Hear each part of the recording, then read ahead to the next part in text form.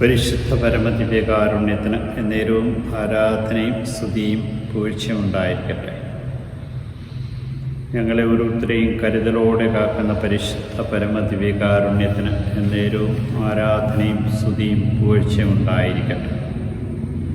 കർത്താവേ, പ്രഭാതങ്ങൾ എത്ര നല്ലവനാണെന്ന് ഞങ്ങളെ ഓർപ്പിക്കുന്ന ഈ നിമിഷത്തെ ഓർത്ത് ഞങ്ങളങ്ങേ ആരാധിച്ച് സ്തുതിച്ച് മാത്രം അങ്ങേക്ക് നന്ദി പറയും.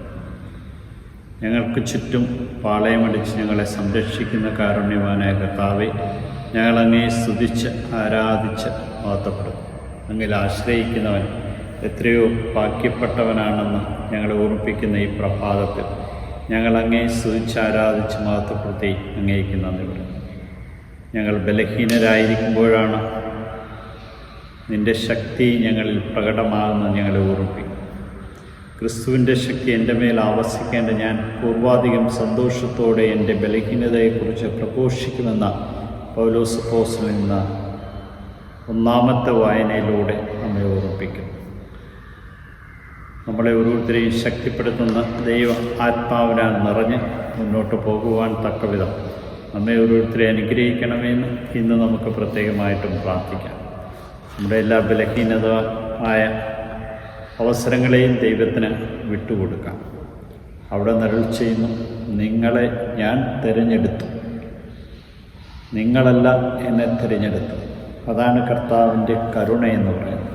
ഈ കരുണയാൽ നിറഞ്ഞ് നമ്മൾ ഓരോരുത്തരും ദൈവ ആത്മാവിൻ്റെ നിറവിൽ ജീവിക്കാൻ നമ്മെ അനുഗ്രഹിക്കണമേ എന്ന് പ്രത്യേകമായി പ്രാർത്ഥിക്കാം. കർത്താവ് പറയുന്നുണ്ട്, നാളെക്കുറിച്ചൊരു ഉത്കണ്ഠ നിനക്ക് വേണ്ട. ഉത്കണ്ഠ പലപ്പോഴും നമ്മുടെ ജീവിതത്തെ അസ്വസ്ഥപ്പെടുത്തുന്നു. നമ്മൾ ഓരോരുത്തരും വിലപ്പെട്ടവരാണ് കർത്താവിൻ്റെ മുമ്പിലെന്ന ബോധ്യം നമുക്കുണ്ടാകുമ്പോൾ ഈ ഉത്കണ്ഠയ്ക്ക് ആയുസ്സില്ല എന്ന് മനസ്സിലാക്കും.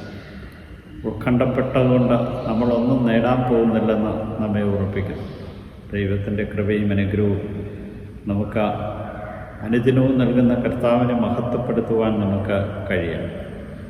അതുകൊണ്ടാണ് കർത്താവ് പറയുക, നിനക്ക് രണ്ട് യജമാനന്മാർ വേണ്ട. ധനത്തെയും മാമോനെയും ഒരുപോലെ നിനക്ക് സ്വീകരിക്കാനായിട്ട് സാധ്യമല്ല. ദൈവത്തെയും മാമോനെയും നീ സ്വീകരിക്കാൻ തുടങ്ങിക്കഴിഞ്ഞാൽ നീ രണ്ടു വള്ളത്തിൽ കാല് ചവിട്ടുന്നത് പോലെയാകും, നീ നിലത്ത് വീഴുകയും ചെയ്യും. അതുകൊണ്ട് ദൈവത്തിൽ ആശ്രയിക്കുക. നീ എന്ത് ഭക്ഷിക്കണം, എന്ത് പാനം ചെയ്യണം, നിൻ്റെ ഭാവി എങ്ങനെ മുന്നോട്ട് കൊണ്ടുപോകണം, ഏതവസ്ഥയിലാണ് നീ എന്നെല്ലാം അറിയാവുന്ന കർത്താവിൻ്റെ തിരുമുമ്പിൽ നിന്നെ സമ്പൂർണ്ണമായിട്ടും സമർപ്പിക്കുവാൻ കഴിയുമ്പോൾ ദൈവ ആത്മാവിനാൽ നിറഞ്ഞ് ജീവിക്കാനായിട്ട് സാധിക്കും. ലോകത്തിലെ മനുഷ്യരല്ലാത്ത മൃഗങ്ങളും പക്ഷികളും ഒക്കെ എപ്രകാരമാണ് തങ്ങളുടെ തീറ്റി കണ്ടെത്തുന്നതെന്ന് മനസ്സിലാക്കും. അവനറിയാം നമ്മളെങ്ങനെ പോകണം, എന്തായിത്തീരണം, ഏതവസ്ഥയിലാകണം. ആ കർത്താവിൻ്റെ കരങ്ങളിൽ നമ്മെ സമ്പൂർണ്ണമായിട്ടും സമർപ്പിക്കുവാൻ കഴിയുമ്പോൾ ദൈവത്തിൻ്റെ ഹിതം നമുക്ക് മനസ്സിലാക്കി ജീവിക്കാനായിട്ട് സാധിക്കും.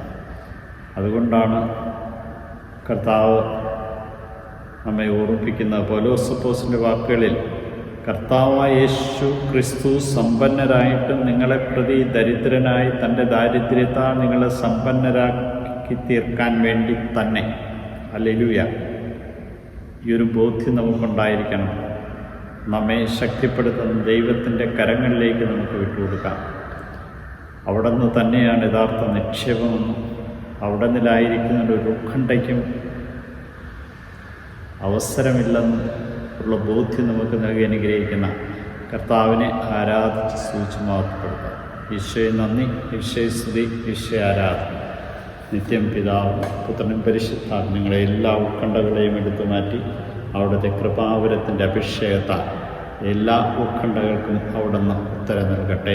നിത്യം പിതാവും പുത്രനും പരിശുദ്ധാത്മാവിൻ്റെ അനുഗ്രഹം നിങ്ങളുടെ മേലും നിങ്ങളുടെ കുടുംബത്തിൻ്റെ മേലും വന്ന് നിറഞ്ഞ് നിങ്ങളെ അനുഗ്രഹിക്കട്ടെ. ആമേൻ.